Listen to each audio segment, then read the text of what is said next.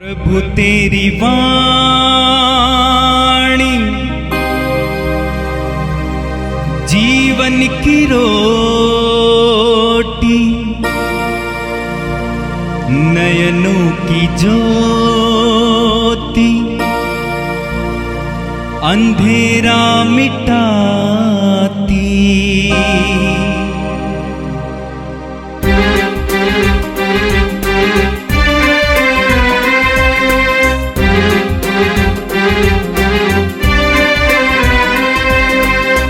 प्रभु तेरी वाणी जीवन की रोटी, नयनों की ज्योति, अंधेरा मिटाती।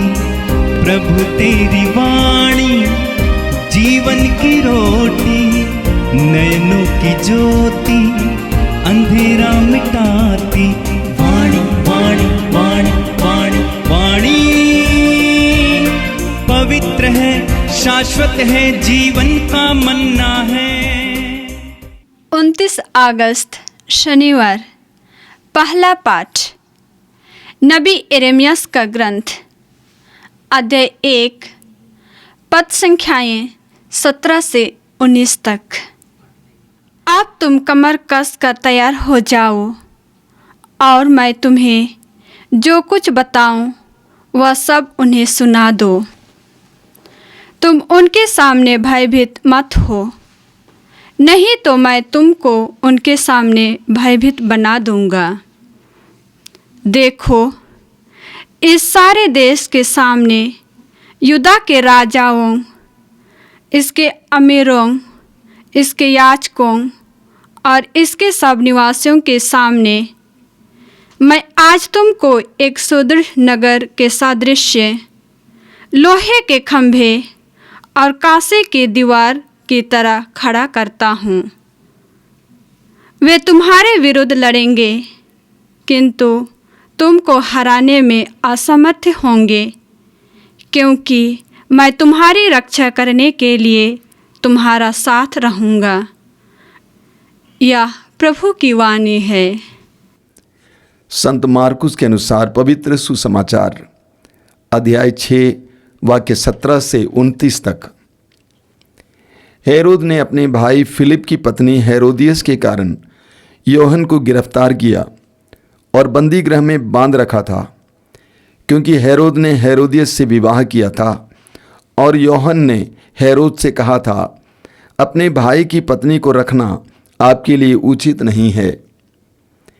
इसी से हेरोदियस योहन से बैर करती थी और उसे मार डालना चाहती थी, किंतु वो ऐसा नहीं कर पाती थी, क्योंकि हेरोद योहन को धर्मात्मा और संत जानकर उस पर श्रद्धा रखता और उसकी रक्षा करता था। हेरोद उसके उपदेश सुनकर बड़े असमंजस में पड़ जाता था, फिर भी वह उसकी बातें सुनना पसंद करता था। हेरोद के जन्म दिवस पर हेरोदियस को एक सुअवसर मिला। उस उत्सव के उपलक्ष्य में हेरोद ने अपने दरबारियों, सेनापतियों और गलीलिया के रईसों को भोज दिया। उस अवसर पर हेरोदियस की बेटी ने अंदर आकर नृत्य किया और हेरोद तथा उसके अतिथियों को मुग्ध कर दिया।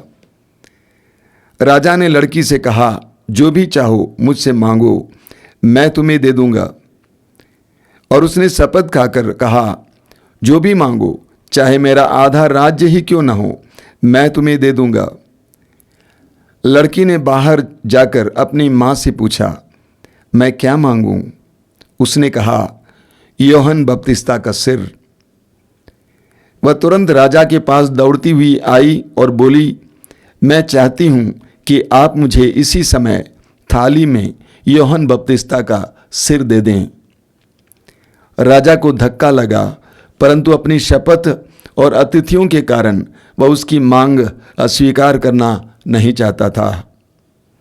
राजा ने तुरंत जल्लाद को भेजकर योहन का सिर ले आने का आदेश दिया। जल्लाद ने जाकर बंदी गृह में उसका सिर काट डाला और उसे थाली में लाकर लड़की को दिया, और लड़की ने उसे अपनी माँ को दे दिया। जब योहन के शिष्यों को इसका पता चला तो वे आकर उसका शव ले गए और उन्होंने उसे कब्र में रख दिया। यह प्रभु यीशु मसीह का पवित्र सुसमाचार है। ख्रिस्त प्रभु की जय। मेरे प्रिय भाई और बहनों, आज हम संत यूहन्ना बपतिस्ता के शहादत का पर्व मनाते हैं। यूहन्ना बपतिस्ता प्रभु यीशु के आगमन के लिए मार्ग तैयार करने एक नबी के रूप में आए थे। आज के पहले पाठ में आपने सुना यिर्मयाह नबी के ग्रंथ के अध्याय 1 उसके वाक्य 17 से 19 तक प्रभु यिर्मयाह नबी से कहते हैं, अब तुम कमर कसकर तैयार हो जाओ और मैं तुम्हें जो कुछ बताऊं वह सब उन्हें सुना दो। तुम उनके सामने भयभीत मत हो, नहीं तो मैं तुमको उनके सामने भयभीत बनाऊंगा। प्रभु ने यिर्मयाह नबी से कहा, बिना भयभीत हुए मैं तुमसे जो कहता हूं वो अपनी जनता को बोलो। यूहन्ना बपतिस्ता एक नबी थे। नबी कौन होता है? यिर्मयाह नबी के ग्रंथ के अध्याय 15 उसके वाक्य 19 में हम पढ़ते हैं कि नबी प्रभु का मुंह होता है।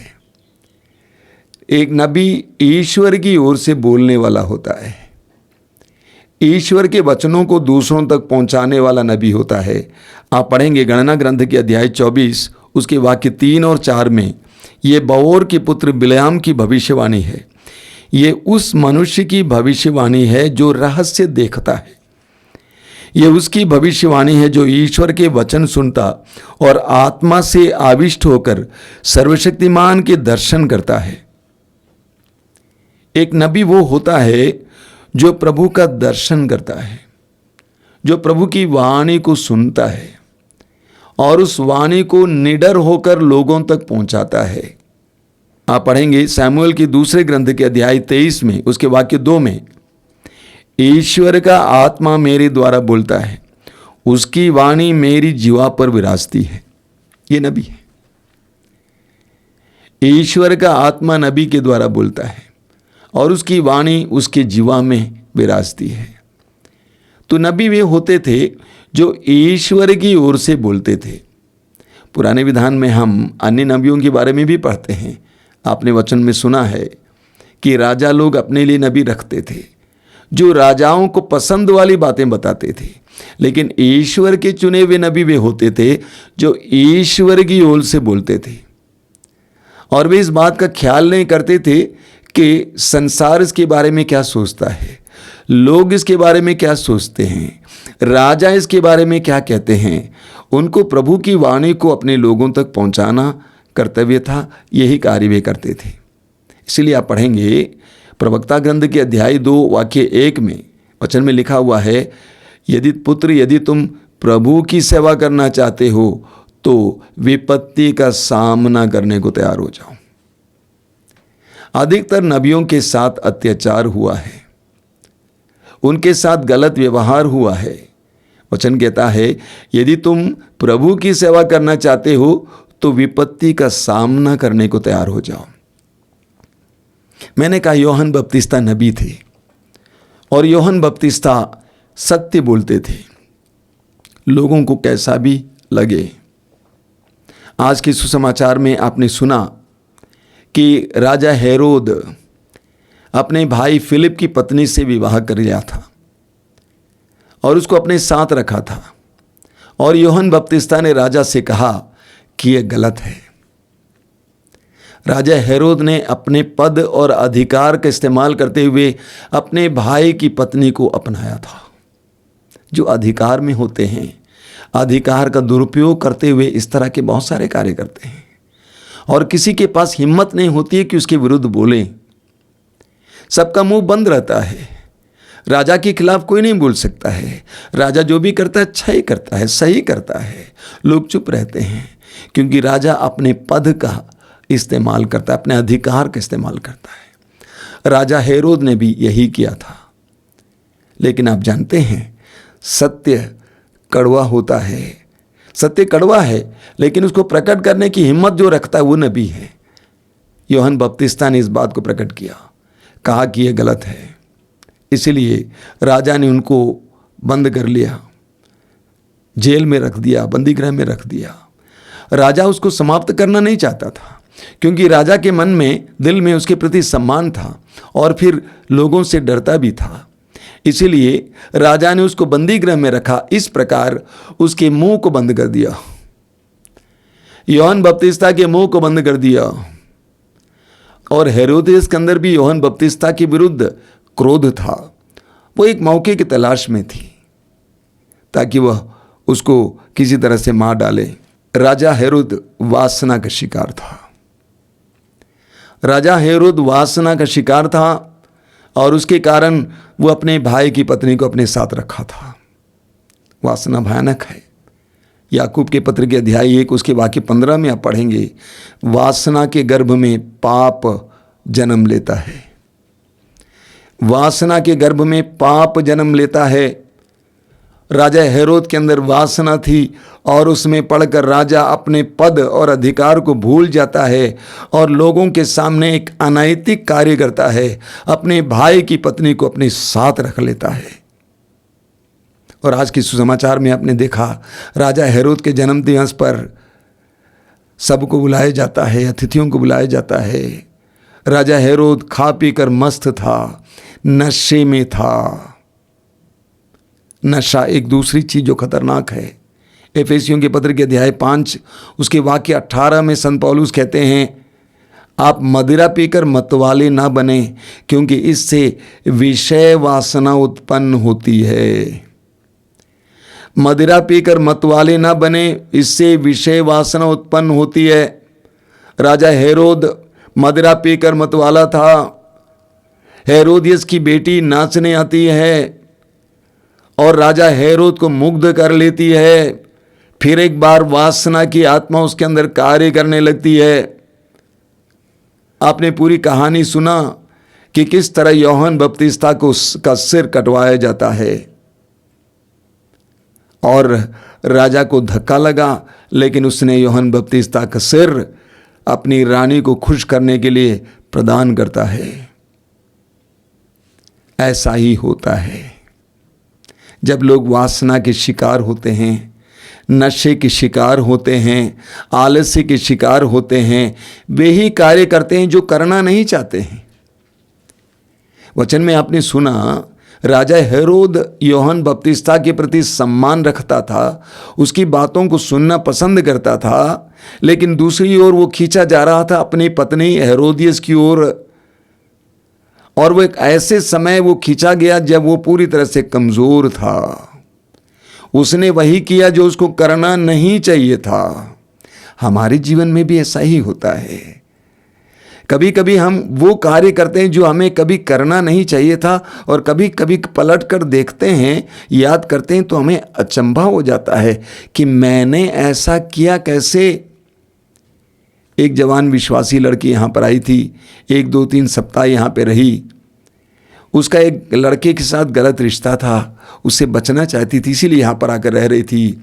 उसने मुझसे कहा, स्वामी जी मैं विश्वास नहीं कर पा रही हूँ कि रात के समय उसके यहाँ मैं कैसे जा पाती थी। क्या मेरे अंदर डर नहीं था? जब हम लोग नशे के शिकार हैं, वासना के शिकार हैं, आलस्य के शिकार हैं, इस प्रकार की अन्य बुराइयों के शिकार हैं, तो हम क्या करते हैं हमें पता ही नहीं चलता है, हम कर बैठते हैं।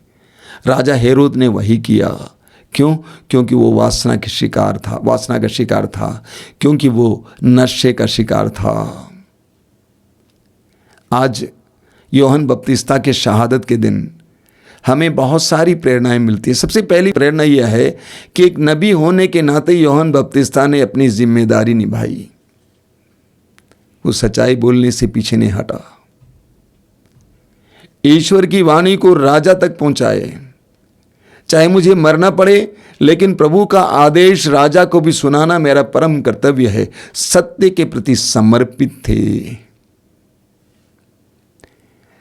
और दूसरी बात, अंत में आपने सुना सुसमाचार में, जब उनके शिष्यों को पता चला तो वे आए और यूहन्ना बपतिस्ता का शरीर लेके गए और गाड़ दिए। कोई आवाज नहीं, कोई विरोध नहीं, कोई हल्ला नहीं, क्योंकि वे जानते थे कि यूहन्ना बपतिस्ता के साथ शायद ऐसा होगा, क्योंकि वे ईश्वर की ओर से बोल रहे थे। जो ईश्वर की ओर से बोलते हैं, जो न्याय के लिए खड़े होते हैं, जो सत्य के लिए खड़े होते हैं, जो प्रेम के लिए खड़े होते हैं, उनको ऐसा मूल्य चुकाना ही पड़ेगा। यूहन्ना बपतिस्ता के शहादत का त्यौहार हम सब के लिए बहुत बड़ी प्रेरणा है। हमें प्रोत्साहित करता है कि हम भी प्रभु के राज्य के लिए, प्रभु के लिए, सत्य के लिए, प्रेम के लिए, न्याय के लिए जिएं। आंखें बंद कीजिए। दयालु पिता, प्रभु यीशु को तूने क्रूस पर मरने दिया। यीशु ने अपने आप को हमारे लिए अर्पित किया। प्रेमवश, आज्ञा के पालनवश हमें भी ऐसा साहस प्रदान कीजिए कि हम तेरे राज के लिए जी सकें, सत्य के लिए जी सकें, न्याय के लिए जी सकें, प्रेम के लिए जी सकें, चाहे हमें कितनी ही बड़ी कीमत चुकानी पड़े। यूहन्ना बपतिस्ता की मध्यस्थता द्वारा हम साहस के वरदान के लिए प्रार्थना करते हैं। प्रभु यीशु, इन वचनों को सुनने वाले मेरे भाई बहनों को आशीर्वाद दीजिए। आज का दिन उनके लिए कृपा का दिन हो। यूहन्ना बपतिस्ता के शहादत के इस महान दिन में, इस पवित्र दिन में उन्हें भी साहस का वरदान मिले। जीवन के हर एक पल में तेरे लिए साक्षी बनने की कृपा मिले। हम ये प्रार्थना करते हैं प्रभु क्रिस्त के द्वारा, आमीन। प्रभु तेरी वाणी जीवन की रोटी, नयनों की ज्योति अंधेरा मिटाती। वाणी वाणी वाणी वाणी वाणी पवित्र है, शाश्वत है, जीवन का मन्ना है।